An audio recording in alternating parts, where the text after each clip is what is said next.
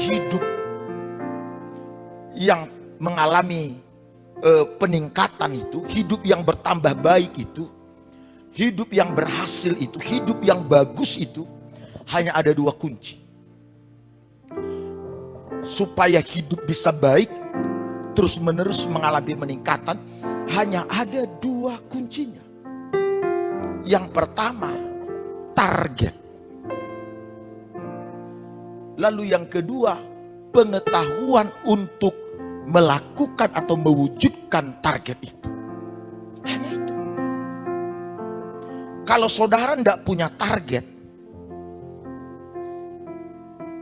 tidak punya pengetahuan untuk mewujudkannya, maka hidup kita bisa dipastikan akan sama atau rata atau biasa-biasa saja.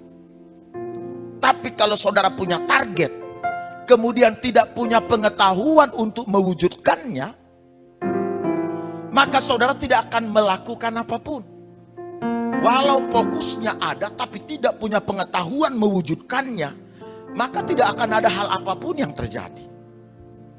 Tapi kalau saudara punya pengetahuan, tapi tidak punya target, tidak punya arah atau tidak punya fokus, maka saudara tidak akan pernah melihat kemajuan apapun atas diri saudara.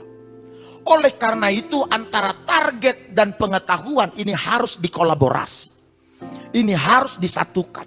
Targetnya ada, pengetahuan untuk mengerjakannya, untuk mengejarnya juga ada.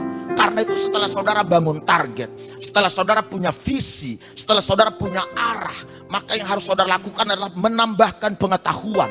Bagaimana saudara bisa mencapainya, bagaimana saudara bisa mewujudkannya. Boleh bertanya kepada orang, boleh berdiskusi dengan orang-orang yang sudah punya pengalaman, yang ahli. Boleh belajar dari keberhasilan-keberhasilan orang dan lain sebagainya. Sebab hanya dua ini yang akan menyebabkan hidup kita meningkat terus-menerus. Tepuk tangan bagi Tuhan Yesus. Hanya dua ini yang menyebabkan hidup kita meningkat terus-menerus.